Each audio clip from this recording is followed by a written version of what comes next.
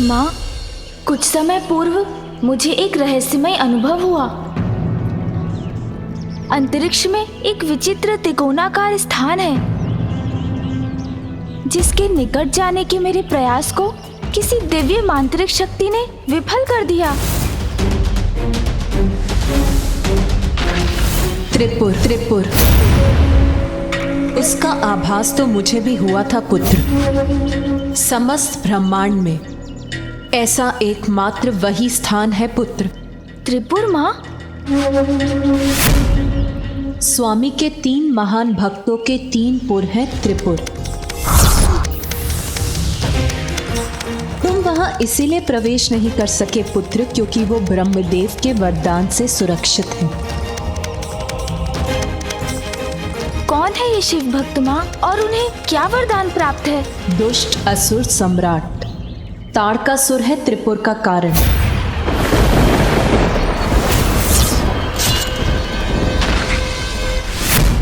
तुम्हारे भ्राता के हाथों उसके वध के पश्चात उसके 3 पुत्रों ने मेरु पर्वत पर भीषण तपस्या कर ब्रह्मदेव को प्रसन्न किया।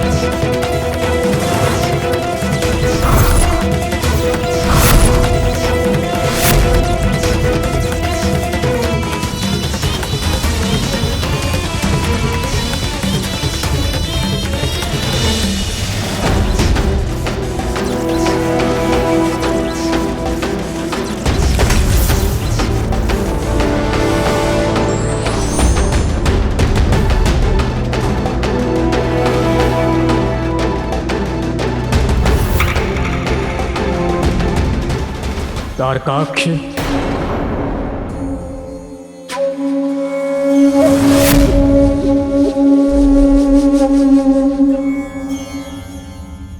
कमलाक्ष,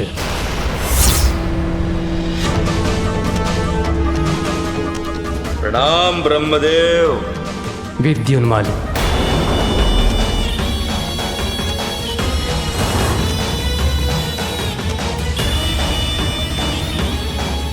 मैं तुम्हारी तपस्या से प्रसन्न हुआ ताड़कासुर पुत्रों। कहो, क्या वरदान चाहते हो तुम? ब्रह्मदेव, हमने आपके लिए कठोर तप किया है, वरदान भी उसके अनुसार दीजिए। कृपया हमें अमरत्व का वरदान दीजिए।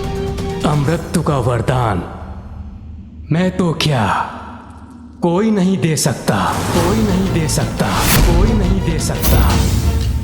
जो जीवित है उसकी मृत्यु भी होगी। यही सृष्टि का अटल नियम है, जिसे कोई भंग नहीं कर सकता। इसीलिए अमृतत्व के सिवाय जो इच्छा हो मांग लो। अच्छा ब्रह्मदेव, ये भी उचित। हमारे पिता असुर सम्राट तारकासुर की मृत्यु के पश्चात पूरे ब्रह्मांड में असुरों के लिए कोई भी स्थान सुरक्षित नहीं रहा। छिपते छिपाते भयभीत होकर अपना जीवन व्यतीत कर रहे हैं। एक ऐसा सुरक्षित स्थान हो जहां असुरों की सुरक्षा निश्चित हो, जहां पर बिना अनुमति के देवता भी प्रवेश ना करें। हमें अंतरिक्ष में ऐसे 3 पुर दीजिए। एक जो स्वर्ण से बना हो, दूसरा जो रजत से निर्मित हो, और तीसरा जो लोह का हो। हमारे ये 3 पुर ब्रह्मांड की सभी सुख सुविधाओं से संपन्न हो और हमारे समान ही त्रिकोण के आकार में मिले हों, जिससे हम एक दूसरे पर दृष्टि रख सकें। त्रिपुर कहलाए जाने वाले ये हमारे 3 पुर आपकी कृपा से कभी कोई नष्ट ना कर सके।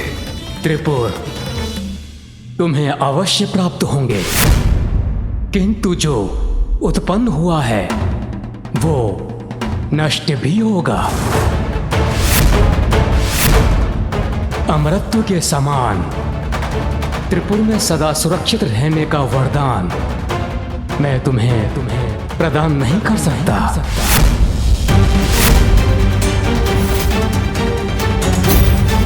अच्छा ब्रह्मदेव, ये भी उचित है, तो कृपया इतना कीजिए कि संसार के देवता स्वयं महादेव ही इस त्रिपुर को नष्ट कर सकते हैं और हमारा वध उन्हीं के हाथों हो, उनके अतिरिक्त किसी और के हाथों नहीं।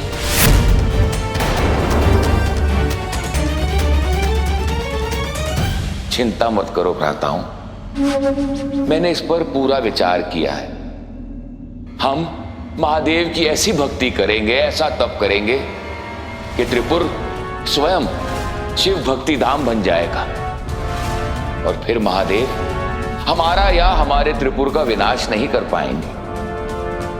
अमर होने का यही एक उपाय है। ब्रह्मदेव, इससे सृष्टि का कोई नियम भंग तो नहीं होता, इसलिए यदि आप हमारे तप से प्रसन्न हैं तो कृपया हमें यह वरदान दीजिए। तथास्तु तथास्तु तथास्तु तथास्तु।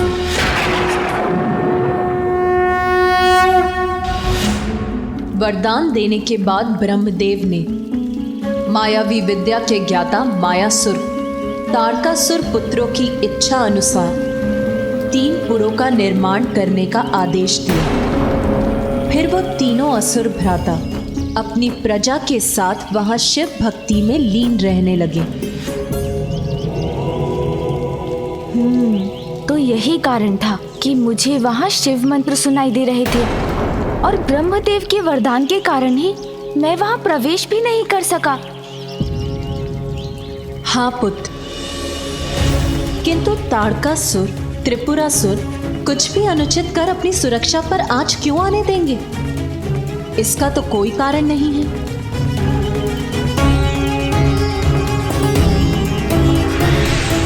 माँ, जिनके स्वभाव में खोट हो वो भक्ति भाव का कितना भी प्रदर्शन क्यों ना कर ले, उनका अंतर तो कपट से ही भरा होता है, क्योंकि जो हो रहा है वो सर्वथा अनुचित है और उसका स्रोत अवश्य त्रिपुर ही है।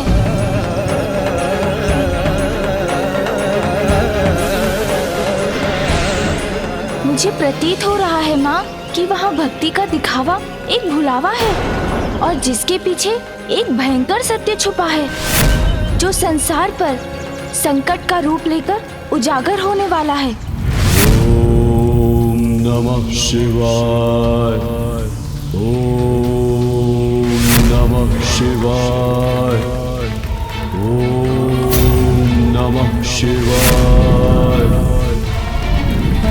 ओम नमः शिवाय, ओम नमः शिवाय। मुझे तो अभी भी आभास हो रहा है माँ, जैसे देवताओं और अन्य सभी चराचर जीवों का कोई बड़ा अहित होने वाला है जिसको समय रहते अत्यंत रोकना आवश्यक है। माता, प्रथम पूज्य श्री गणेश उचित कह रहे हैं, किंतु अहित होने वाला नहीं अपितु हो रहा है।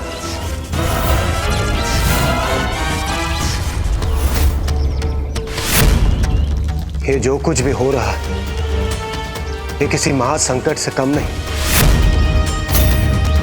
हम निस्तेज होते जा रहे हैं माते, हमारी ऊर्जा और शक्ति प्रतिपल क्षीण होती जा रही है।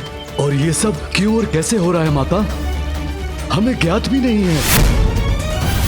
और हमें पूर्ण विश्वास है माता, जिस प्रकार विघ्नहर्ता प्रथम पूज्य गणेश ने प्रतियोगिता के समय समस्त बाधाओं से हमें दूर किया, वही इस समस्या से हमें मुक्ति दिलाएंगे।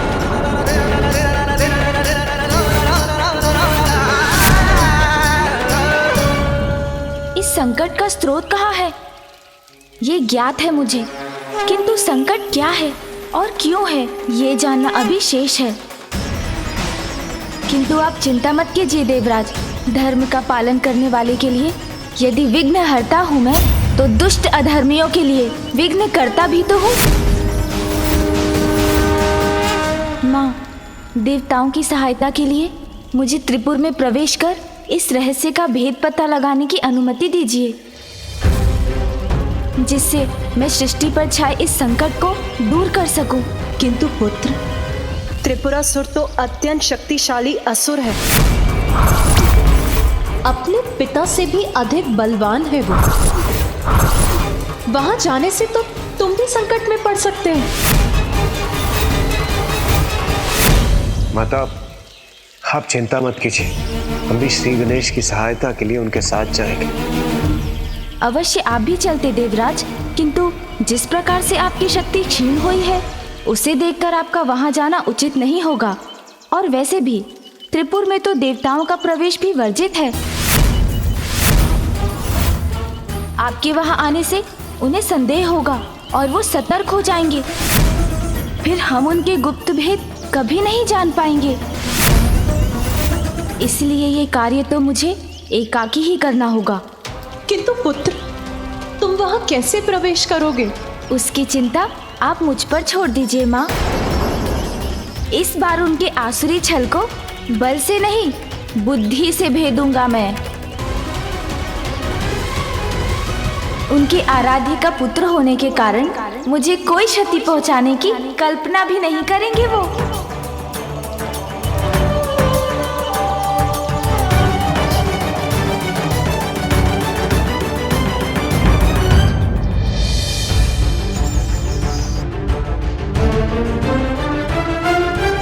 मूषक जी, मेरे साथ त्रिपुर के भीतर जाने के बाद ये आपका कार्य होगा कि आप छिपकर ज्ञात करें कि वहाँ क्या अनुचित घट रहा है। छिपकर वहाँ घूमकर ये कार्य करने में तो मुझे बहुत आनंद आएगा। स्मरण रहे कि इस कार्य में आपको अत्यंत सावधान रहना होगा मूषक जी। जी प्रभु, मैं अत्यधिक सतर्क रहूंगा। रुकिए मूषक जी, ऊर्जा का कवच है यहाँ। तो हम इसके भीतर कैसे जाएं प्रभु? मुझे ज्ञात है मूषक जी।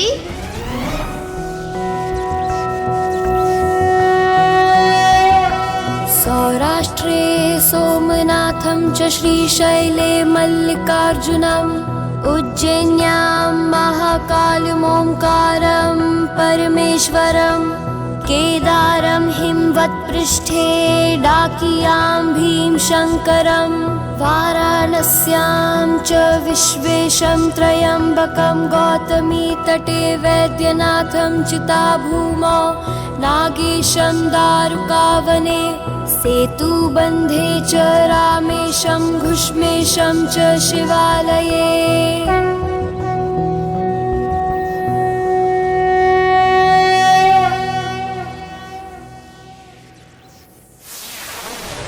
प्रभु महादेव की द्वादश नामावली का पाठ कर आपने प्रभावित कर दिया मुझे। प्रतीत होता है कोई महान शिव भक्त शिव भक्ति धाम त्रिपुर में प्रवेश चाहता है। मैं मात्र शिव भक्त नहीं, अपितु शिव पुत्र गजानन गणेश हूँ।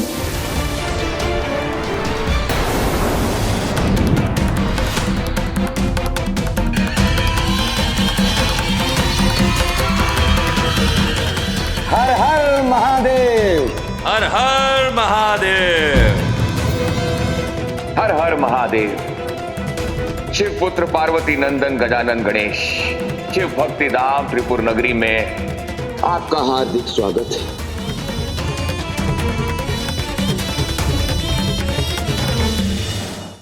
मेरे पिता के प्रति आपकी परम भक्ति की बड़ी ख्याति सुनी थी, इसीलिए जिज्ञासावश स्वयं आपके दर्शन करने चला आया। आपको यहाँ पाकर तो हमें परम आनंद का अनुभव हुआ है प्रभु। कृपया भीतर आकर हमें कृतार्थ कीजिए। आइए आइए, आपका स्वागत है। ठीक है, चलिए मूषक जी।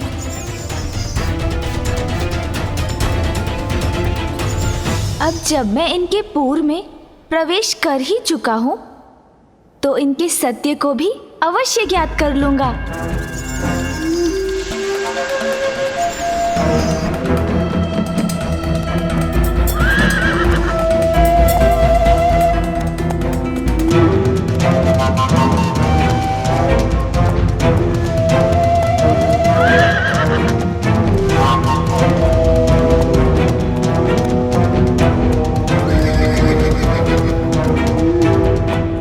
ये तो मेरा अद्भुत स्वागत कर रहे हैं।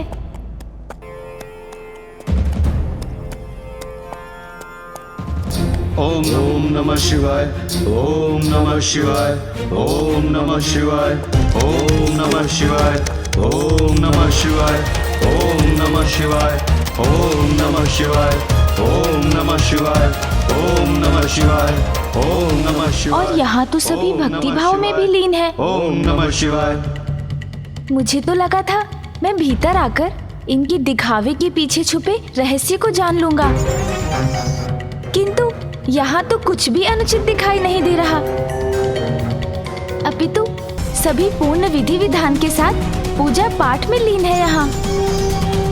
फिर मुझे वो आभास क्यों हुआ था?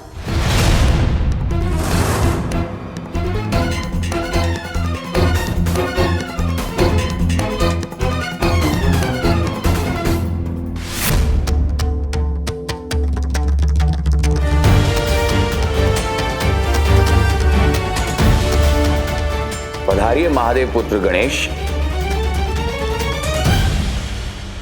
आपके पांव को कोई कष्ट ना हो, इसलिए इन पुष्पों की कोमल पंखुड़ियों पर पांव रखकर आगे बढ़िए प्रभु। धन्यवाद।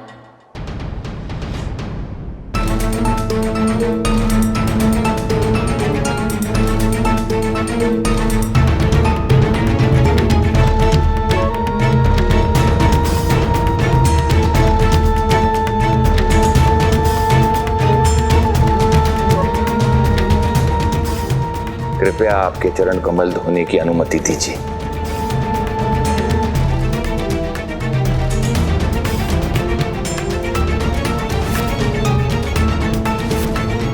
यहाँ की वास्तविकता तो मेरी कल्पना के विपरीत है। अनुपम भक्ति भाव है इनका, किसी कपट का तो लेश मात्र चिन्ह भी नहीं।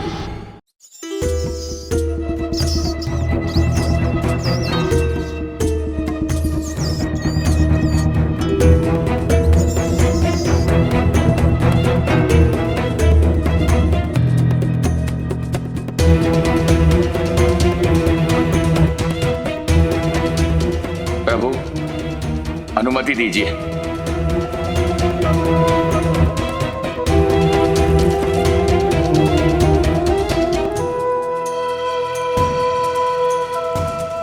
भक्ति भाव से परिपूर्ण है ये, किंतु ये केवल इनका बाहरी आवरण है या इनका अंतर भी भक्ति भाव के निर्मल भाव से प्रकाशित है?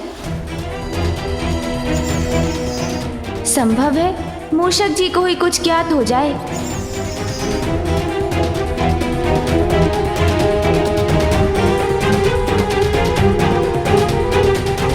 इनके हाव भाव से तो कुछ भी ज्ञात नहीं हो रहा है, किंतु फिर मुझे यहाँ किसी षड्यंत्र का आभास क्यों हुआ? आइए शिवपुत्र गणेश, अपना आसन ग्रहण कीजिए। नहीं, मैं इस स्थान पर स्थित नहीं हो सकता।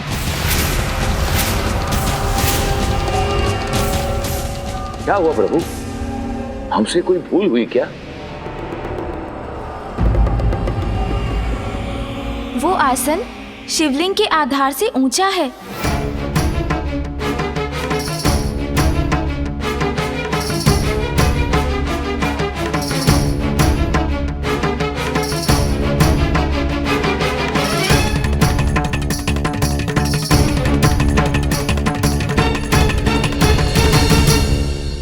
पुत्र का स्थान तो पिता के चरणों में होता है, उनसे ऊपर नहीं। और वैसे ही प्रभु, भक्त का स्थान तो सदा ही भगवान के चरणों में होता है।